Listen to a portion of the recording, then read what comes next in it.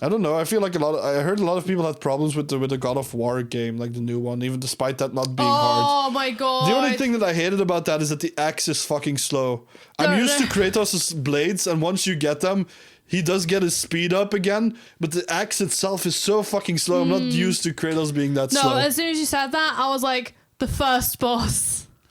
What's the first boss? That's the stranger. Oh yeah. Yeah, that took me so fucking long to do. That took me a while because I didn't figure out that you could block. That was the only problem. I didn't. That was the only problem. Can I point this out? I'm one of those people who goes into a game and like does not block. If you're in a game with me, like competitively or not, that's I why don't you definitely block. shouldn't play Dark Souls because that's why I can't Dark play Souls it. is more of an emphasis, like because Bloodborne is more about dodging and stuff. Yeah. And then what was the other one called again? The newer one, the one that's been announced. No, the one that's in Japan, basically, that takes place in Japan. The other From Software game, the one that you're in, fucking hell, why can't I? The one that's basically on this list as well somewhere. It's up there. Fucking hell. No, you don't know what it is. I'm gonna just move up. We're just like looking quickly. Yeah. Why am I forgetting this? Oh, there it is, I think. What? Sekiro, obviously. Oh, yeah. Sekiro Shadows Die Twice. That's the other game. That one's more about burying, so it's about really? like getting timely. Oh, no, that's also something I wouldn't be able to play. I'm basically like Deadpool. I just go head first and hope for the best. So it's just basically chopping shit. I go if anyone's in the game with me, I don't dodge. Like if I'm in GTA, I will go for cover. So that's your thing. Dark Souls, your problem would be you don't block. I don't in block. Bloodborne, your problem would be you don't dodge. In well, that would be the same problem in God of War. Like it's either blocking or dodging. You have a bit of a more of a choice there. I'm too slow. Then in Sekiro, your problem would be that you won't parry the move. Yeah.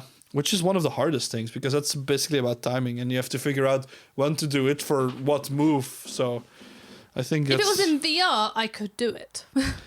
Maybe, depending on how responsive it is as well, because that's still kind of a bit of a problem. It's like, oh, my arm is all the way 5 meters over there. What the fuck's happening?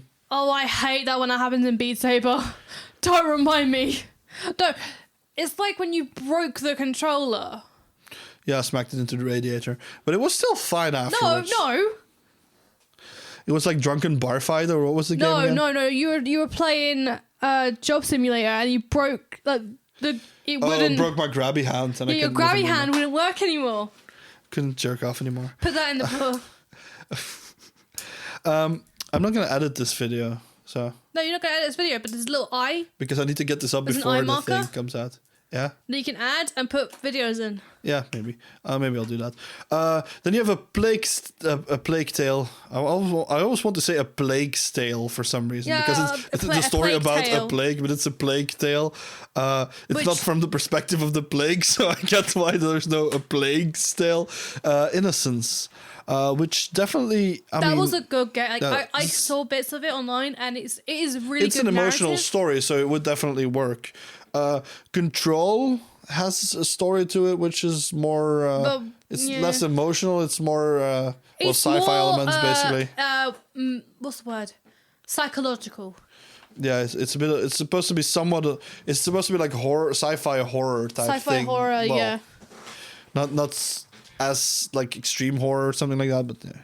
Then you have Death Stranding, which is... Yeah, it does have a story. Day in the life of UPS, and then basically there comes a story after 20 hours of playing the game or something. But the story is like interweaved, like it's like big bit. There's like a baby sitting in a sack of piss that you need to see ghosts with, and then there's like rain that makes things get older for some fucking reason. It's basically acid rain, I would say. Yeah, and that type of shit, it's just some stuff that's then you have there. Disco Elysium, which... Don't know anything about it. I mean, the title from Death Stranding just makes you feel like the dead are stranded on Earth. That's basically what it comes down to, I guess. That is basically it. So the title basically told you enough about the story, more than the fucking trailers did. Oh my god, that took us so long to fucking work out. It was like, what's going on? Anyway, Disco Elysium again. I have to say I don't know much about this game. And then we have the game that I voted for, The Outer Worlds. I voted for Outer Worlds as well. Because I mean, if you're honest and what would possibly win, because I haven't been saying that for all these other things. I said I would, but I haven't been saying that. I think there's a good chance that it could go to a Plague Tale as well in this one. It could a Plague Tale. Why do I keep saying a Plague Tale? It's fine. It's not the plague telling a story. Why do I keep saying that? English is fine. The next category is multiplayer game. Best multiplayer game. And I'm going to give you the games. And again, my reasoning behind why I picked that game. So you have Apex Legends first. Did you vote for that again? Yes, I did. Damn Obviously. straight. Even though sometimes the community, if you do have really annoying teammates, can be toxic. But overall, they are a very nice community. Okay. Better than Fortnite. The game that I voted for, though, was Borderlands 3 because multiplayer, well, it's cooperative multiplayer. That's more my speed. We had fun on that. And you can play it offline multiplayer, which is definitely something I grew up with and I still prefer. Like I said, I do want to play with like some friends online. Don't have a problem with that. Like if somebody joins me in my game over the like from somewhere else, I'm fine with that. Couch co-op is similar to that, but I just don't want any fucking random strangers just being there. That's just a thing. Then you have Call of Duty Modern Warfare. Like it's Call of Duty again. Like I played it as a kid, but I think there's a great chance that could potentially win because probably has the biggest fan base. Then you have Tetris 99, which that is a really, like, I've seen it. It's a cool game. I mean, Tetris gives me anxiety. It's like Beat Saber. It's like when you were playing demo. It's like that type of shit. Like when there's stuff coming at you, or I just you know what? I want you to do Just Dance in the comments. If you want to see him do Just Dance, tell me. I want you to see you do the Tetris. I'm gonna die of anxiety or heart attack or something. The Tetris dance. Mm-hmm. Then you have Tom Clancy's The Division 2. I mean, if that's your thing, whatever. It's a game. It's there. Don't know too much about it. I know it's one of those games that always gets a discount whenever time stuff comes. So I guess they want more people to play it. So I do think Call of Duty is probably the one that could potentially win that.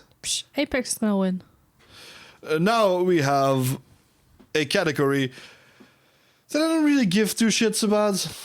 Mobile gaming. I don't really play games on my phone. I don't.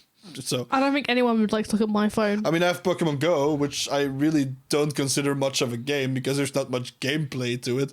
It's basically advanced GPS, or it's basically a GPS where Pokemon show up and you catch them. I don't know. I just noticed I have about 4 of those games. Anyway, you have Call of Duty Mobile, which I don't know how popular it is. I don't know if a lot of Call of Duty people will take the mobile version and actively vote for it. So I don't really know if it's going to win here. Then you have Grindstone. Don't know it. Sayonara Wild Hearts is back. We've had that in music. Then you have Sky Children of the Light. I've never even heard of that, which may be a bad thing. I don't know. And then you have the one that I voted for because I didn't even know it was a mobile game because we played the Switch version. You guys played the Switch version at Gamescom. It's What the Golf. It's so hilarious. And I was like, just some random stupid funny game has to win somewhere. Stop. If you want to see his actual reaction to it, go watch Weird Wolf's video. I don't think I say much about it, do I? I don't think so, but they do have a... But they always cut me off because they always want to have their concise little short things about it. They always want to have their... That's because you go for a big speech and, like, if you try and do a video, you want to, like, a tiny bit... Nah, I mean, you want some decent explanation, don't you? Then there's the best independent game. So the indies, basically. Yeah, I mean, I did play a lot of indie games. Obviously, none of them are here because those haven't been released yet. There were a lot of indie games at Gamescom that were still in development. There were quite a few. I liked a lot of those, but obviously... I didn't actually get to play any indie games at Gamescom. I only watched you play that Flotsam, yeah. Which I have the pin for, so... Yeah, the pins there on the my PlayStation Gamescom badge is there and there. Yeah. Then you have Baba Is You, which I haven't played or seen, so I can't say much about that. Same, Disco Elysium comes back again. There's a big chance for it to win since it just comes back in so many categories. That is true. This is just indie game in general. So if it gets to be in so many categories, there's a big chance that it's gonna win, right? Mm-hmm. But then we have Katana Zero, which is that Devolver. the game? Is that the game where you is it the Metroidvania style game? I don't know. I think either I'm mixing this up with another game or it's that. Then you have Outer Wilds, which is an Annapurna game again. I've heard a lot about that as well, and I've heard Griff mix it up with Outer Worlds a lot of times. So, yeah. But here's the problem. I said Disco Elysium, it has so many... It's the third time that we've seen it. We have Untitled Goose Game. That one's gonna win. So many people are gonna vote for it for the meme, and because it's so funny, and because... It's so funny. It's so basic, but funny. And that's also why I voted for it. It's just so fucking funny. That's... At the end of the day, I would also really like a game that I can play for... Let's say if we play 20 minutes of it, it's yeah, that was hilarious for that short time, but let's play something else for a while. Even if it just gives you a few moments, short moments of extreme hilarious laughter, and then you don't touch it for a while, and then you could go back to it because it's so basic and has some weird physics shit going on, whatever. That just by itself, it works for a game, doesn't it? You don't really need to have a completely detailed game. You just need some stuff to keep you busy when you don't have a shit amount of time as well. So then we have Games for Impact, which basically could mean a lot of things. So let's read the subtext again. For a thought-provoking game with pro-social meaning or a message. So basically it has a message in the story. So it's a game that we've still been wanting to buy for a while. Concrete Genie is on there first. Which I got to play at Gamescom. Which looked like a lot of fun. It's the meaning behind the story. Is it about cleaning up, or is it just spreading happiness? Because I don't know. Cleaning up this, the Isle of Wight. Yeah. It's kind of really run down. So basically, it's a rundown town. It's a lot of tourists places from back in the day. It's still stuck in its time, and it needs to because planes are cheap and shit. Basically that where it's a little town, and he just wants to brighten it up and make it look new and not how dull it was. Then you have the game Gree, which I don't know what's about. I haven't played enough about it. I have seen it and it looks beautiful. That's another thing, but that's what I know about it. Then you have Kind Words, which is done by Pop Cannibal. I don't know the game. I don't know that one either. Then you have Life is Strange 2, obviously. Which I can get that one. That one would have most likely win. It's. Would I say it always has a social message? Would it be? It does. Some of the messages are more dark. Not everything's it gives you impacts and you could have done something right. You could have helped this person, or you could have.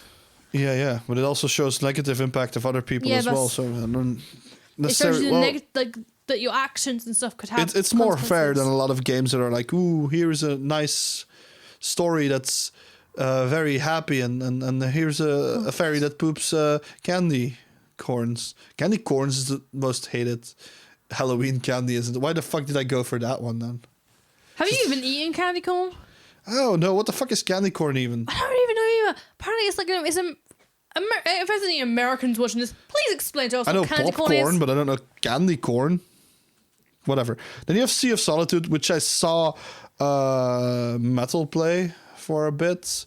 It seems like it's about a character with anxiety that basically has to face monsters, which are basically versions of herself or itself. I don't know the gender of the character. Basically taking on your different emotions that go with despair, with being depressed, to face your own. I think it's something like that. I haven't played through the game myself, so I wouldn't know. Now we have game direction, which is again something I may need to read the subtext for. It's awards for outstanding creative vision and innovation in game direction and design. I mean, I feel like a lot of people would potentially pick something like Death Stranding here. And I'm leading off with that because there's a lot of stuff that's happening there. It's a game that's... A lot of people say it's a new genre. I don't know how it would basically constitute a really new genre. Game direction and design, but like the game direction, no offense, it's good. It's just you have to... It's tedious. It's tedious, yeah. It wants to have a message that is quite tedious, I guess, and it's... I guess it works for a younger generation, but like, I mean... If you're already working like day to day and you have like a 9-to-5 style job and then you come home and then you have to play 20 hours of like basically doing work on a walking game. Simulator. Doing a walking simulator where you have to deliver shit. And also make sure you pee. Make sure you pee and look out that you don't fall. And look out that your shit doesn't fall in the water. Okay, I mean... Oh, you just remind me of that video. It just sounds like coming home from... Imagine if you're the UPS guy and you're just delivering packages all day and then you get home and you play Death Stranding. What is that? That seems like you're taking your work home and playing a video game about it. Well, whatever. Okay, Control, which... Yeah, it does have really good... Like, it's trippy. To be fair, I've played games like that before. There's games where you can shoot and have your powers, where you can lift stuff and shoot. The world also changes as well sometimes. Yeah, I mean it has that, but like there's games like that. What I don't know what it was, but there was a game like that even on PlayStation 2 where you had like powers to lift stuff up everywhere and shoot it, and then have your weapons on top of that. I don't know what that was. Then you have Sekiro: Shadows Die Twice. I don't really know why that would be on. Because it is a beautiful game.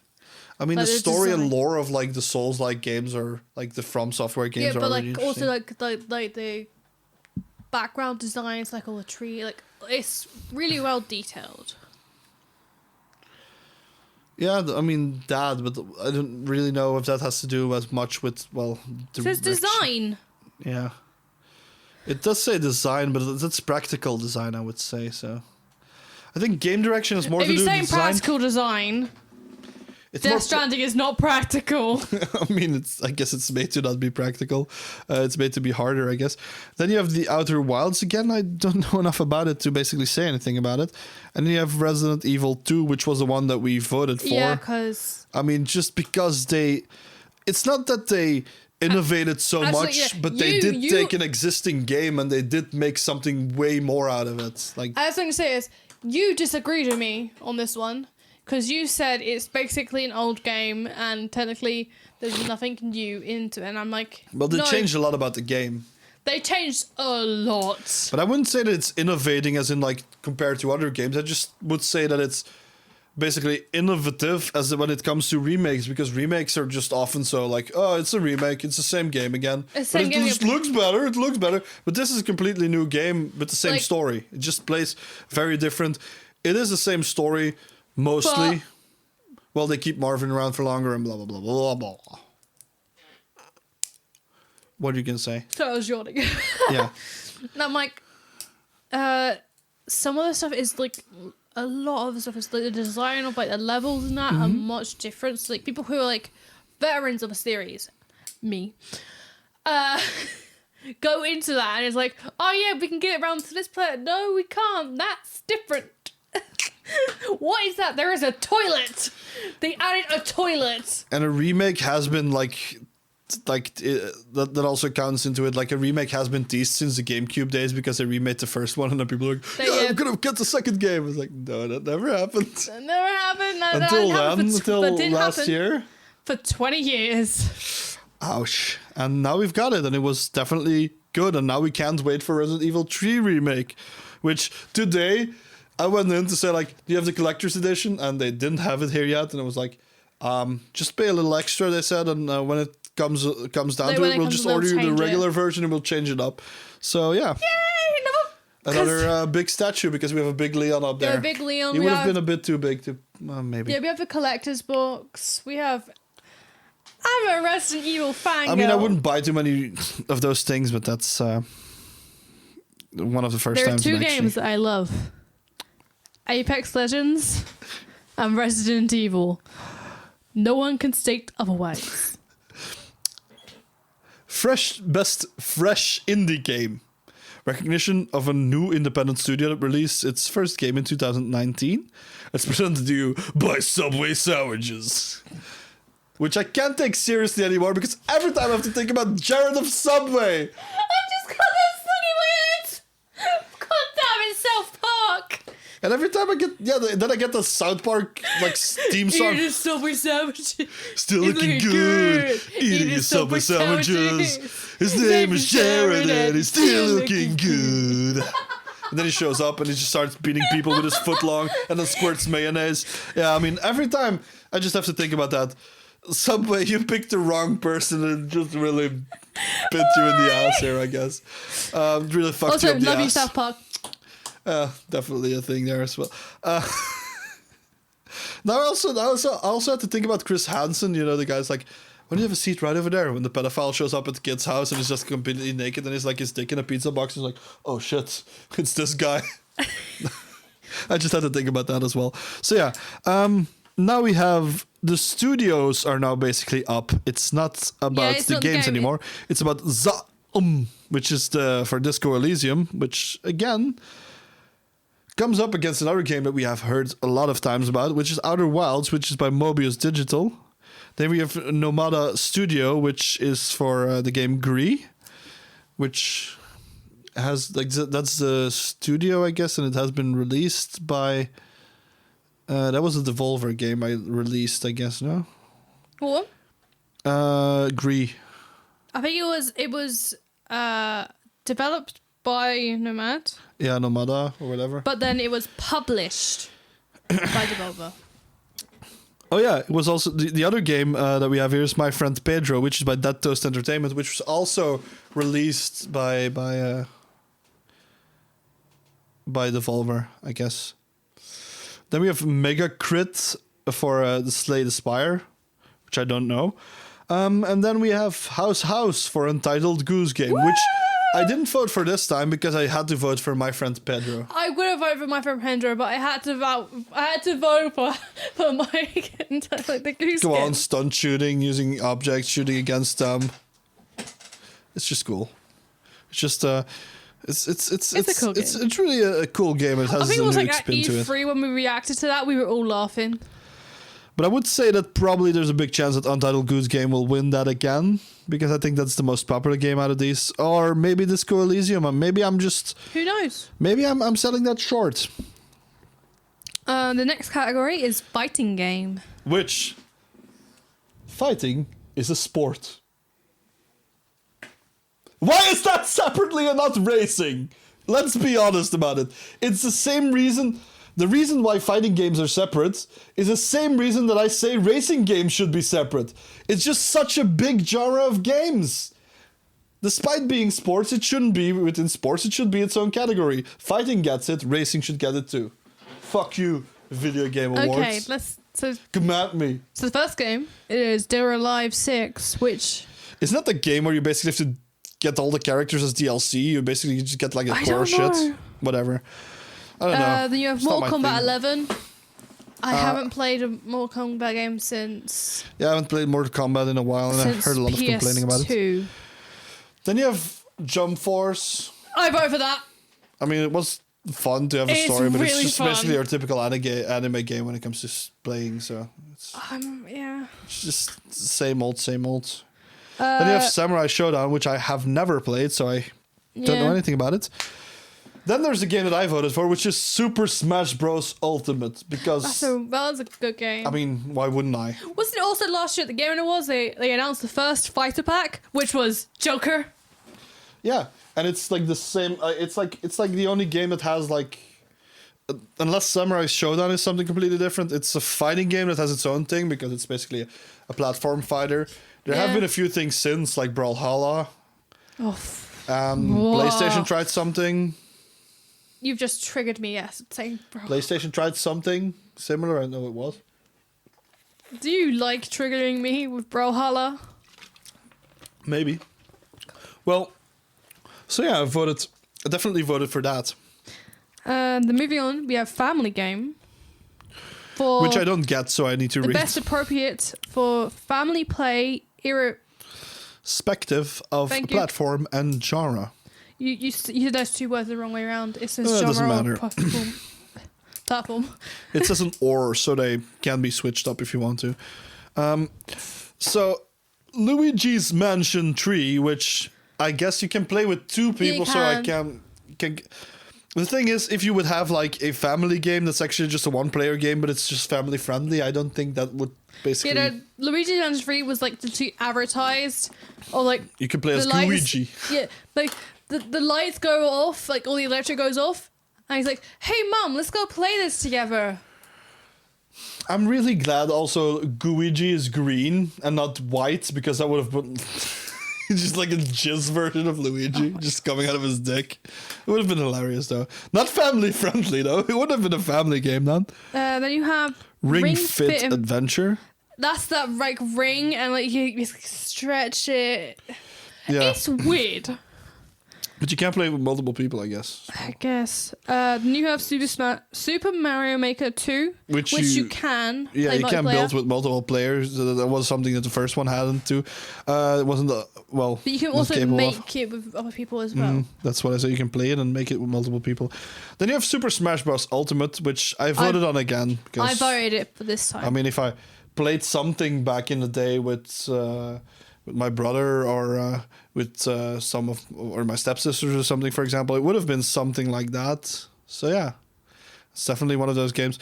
And Mario Kart would have been something like that, and Crash Team Racing. And then you have Yoshi's Crafted World, which, I mean, yeah, it's also definitely family friendly and fun for the entire family. So I guess that works. Then we have Esports Team, which, I mean, I'm going to skip over these things because not really my cup of tea. We just randomly voted because we wanted to. You randomly voted. I did not. What did you vote for? Well, I voted for Overwatch. Yeah. So best esports team, I voted for the Overwatch one. Yeah, I think I voted for that too, but it was just because you said so. Then esports player, I had to vote for Faker because he's pretty good. Yeah. I think this one you did not. This one you randomly voted for because he's a commentator and dub on AEW. Yeah, I just. Hey, my vote is gone. Oh, there it is. I just randomly clicked on it again. So basically, best esports host, which is the best host or commentator of esports events, both in venue and / or broadcast.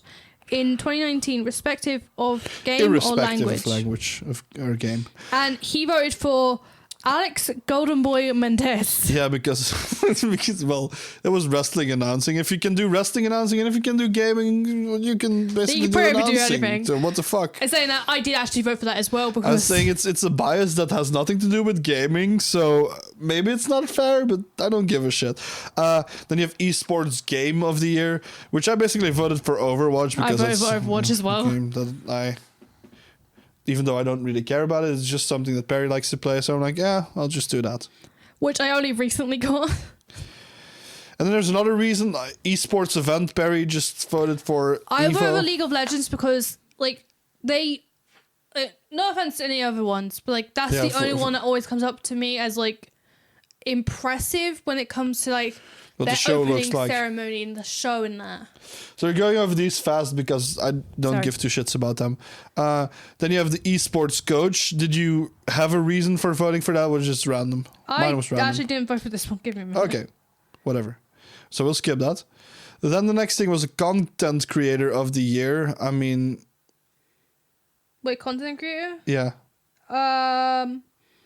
Which I gotta be honest, like, I do watch a lot of YouTube and that type of shit. Well... I didn't really know any of these fucking people. I voted for Shroud because he's bloody amazing. Yeah, whatever. I think I voted for him because you said so. Yeah. I'll show you some of his stuff, like reason why I vote for him later. Then, okay, let's move on to something that's actually more interesting to me as well again. Now you have community support, like recognizing a game for outstanding community support, transparency, and responsiveness. Transparency, like when they do something, when they change something, that they're honest about it and be outward about that.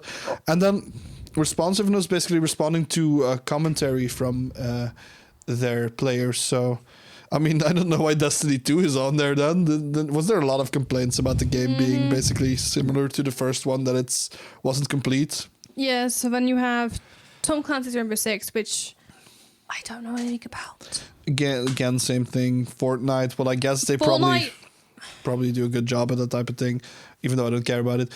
Final Fantasy 14 probably does cater to its players a lot. I think that definitely. But it went for Apex just because, biased to Perry because I see her play that. Even though, they have said some stuff, they shouldn't have in a way, which people have made memes out of it, which I find funny. They do respond to people, if something has happened. So with the recently there was a patch meant to come out on December 3rd for PlayStation console, consoles and stuff, but they stopped it because when they rolled it out for PC, there was some major errors and bugs in that, and they said we're not going to roll it out for consoles and that. We're sorry, we're going to delay it, which they were honest about, which I was totally... That's transparency, so that's part of the thing. Yeah. That's what you need in a community. That's definitely there, so that's good. But still. So let's move on to the next thing, because we've basically said all about that. We have audio design, so recognizing the best in-game audio. So it's not music this time, it's basically special effects and that type of stuff. How'd you say it? It's how you get submerged in the game is atmospheric. Yeah, anything more atmospheric, so background noises. It's sounds of your guns and music and stuff like that. Yeah, not necessarily the music and background music there. So let's see. We have Call of Duty Modern Warfare. It's I guess they probably worked a lot about the gun stuff and I can get that yes, because I've played it in the past. Then you have Control, which had to have some sounds to go with its bit of creepy sci-fi atmosphere. So Death Stranding as well. Yep. Death Stranding just have apart from music, it also has great sound design. I definitely heard that as well. So Kojima did a really good job on that. I mean, he probably did a good job on everything, but he just made the game too damn long and when it comes to just tracking around. So you have Gears 5, which, I mean, don't know too much about it. It is immersive really sound, well sound design as well. But then you had Sekiro, which I have not seen, but I've seen bits of it. I just haven't heard looking at the other From Software games, when you do hear the sounds of what's going on, well, a bit less in Dark Souls originally because that's definitely an older game by now, but you do have the atmospheric sounds. Yeah, you do. have some areas are eerily silent there, so I think that's you have some of that here as well. You basically have to do more stealth here as well, so the sound design is very important to hear where people are, and they did a good job at that. So then that's a perfect game for me actually, because coming up to this next one, Resident Evil 2, which I had to fight for this. I literally had to fight for my reason with this because most of the Resident Evil games, people say, oh, it's not that much atmospheric, you can't get into it. It's yes, you can. If you put headphones on and just block out the world around you and just sit down and listen, you will Mr. X, the tyrant. You could hear him stomping his feet. You could hear him stomping. People were like, oh no, he's that's just sounds and that. And then also you hear a door open right next to you and he's right there. That's basically. And then you can hear him punching you in the face. Yeah, you can. The funny thing is, though, during my stream, I was I'm not moving from this spot because I can hear him walking out the front there and I see his shadow. They did not believe me, and all of a sudden he came through the door and I was like, see, I told you I heard him pacing outside this fucking door. Mm-hmm. And then the liquor. Oh my god, the liquor. Deadly silent until you... Yeah, that one, that's also, the music or you can silent. hear, what you hear is when it's actually dark, you can hear, it's really sticky wet feet. You don't hear that. You don't hear that. No? You actually hear the, Or is that the... that noise. Yeah. When it's, making, a call I would say. I thought I heard it's like tapping or like sometimes that's only when he thinks you've heard like movement. when he starts moving. And then you hear the tapping of like the claws. Yeah. That and its tongue. Oh. And it's charge. But that's just because once you hear like the it's like fuck. Or the zombies. Just the regular infected so yeah. Can we quiz out? With the zombies and that, like you have to walk quietly, but like with the lickers, like you walk quietly and the music, there's like no music. And all of a sudden you're like trying to get past this licker, and then you hear the tyrant's theme and his footsteps walking up, and you're like, oh shit, I have to run, but there's a licker right there. Do I risk it? And then you see him right behind you, you go, yep, fuck it, I ran. Okay, next you have art direction for outstanding creative and or technical achievement in artistic design and animation, which is presented by Samsung QLED apparently.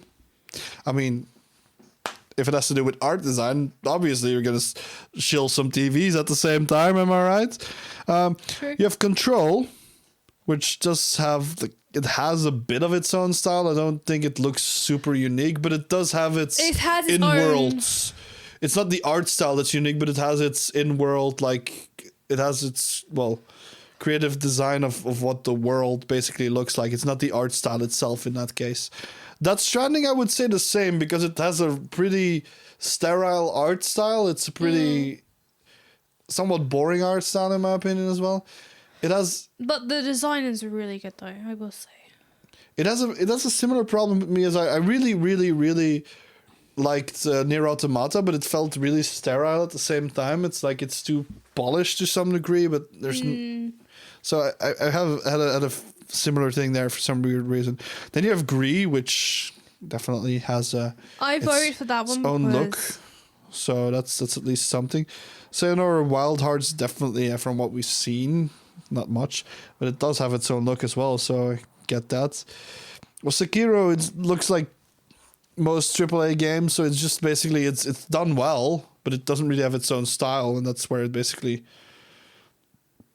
In this category, I really have to go for something that looks unique, not other than like practical design. And this is like, does it look realistic? Just gonna go for art style.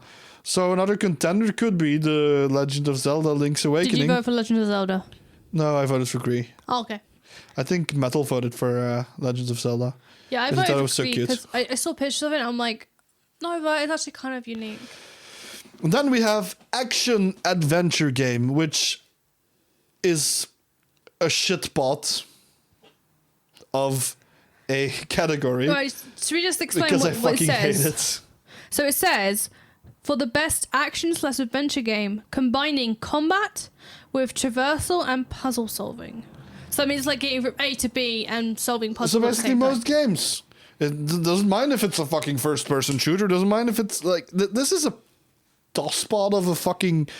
This is anything they can brew up. I don't think this needed to be a genre by itself. I think horror games aren't represented at all, apart from that there are some, but they don't have their separate genre. That is true. That's a problem for me.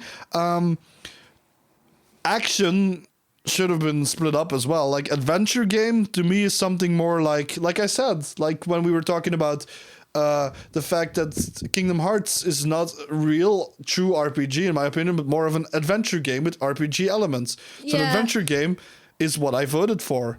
And in my opinion, the only actual adventure game, apart from if there's something here that I'm not seeing, maybe Sekiro would be like closer to that as well. I would say the actual game that I voted for is Legend of Zelda: Link's Awakening because it's close to an adventure game. Sekiro, I'm on board with that being an adventure game, so I'm fine with that. Resident Evil 2, okay, there's some adventure, but I think that should be in a horror class. It also says traversal and puzzle solving, which you have to do. Yeah. Do you have to do it in Legend of Zelda? Actually, you kind of do it. Actually, yeah. But still. And then Borderlands, which is a looter shooter, which more should have been just basically there should have been an FPS category, like whatever. That's basically what I'm thinking for that.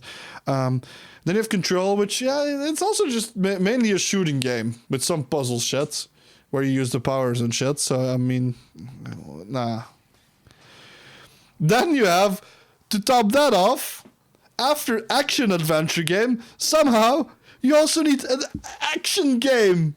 But this one is for best game in action that's like primarily focused on like the combat aspects of it.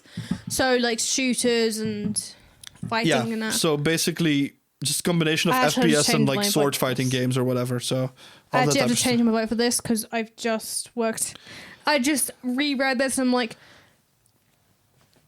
Devil May Cry 5, which is in this. Yeah. Is technically more like story orientated than combat. Really? No. It's about fighting. All you do is fight in the game and then there's a story in between. So I'm thinking this is definitely what needs to be here. You have Metro Exodus, which a lot of people hate it. It's because it was... Metro Exodus is basically the first game that takes you more outside of the tunnels, and the aiming was basically still too slow, is what one of people complained about. So people complained about basically the aiming being too slow for outside environments and stuff. That was definitely a big one. Then you have Gears 5, which, like I said, it's more of an FPS type thing.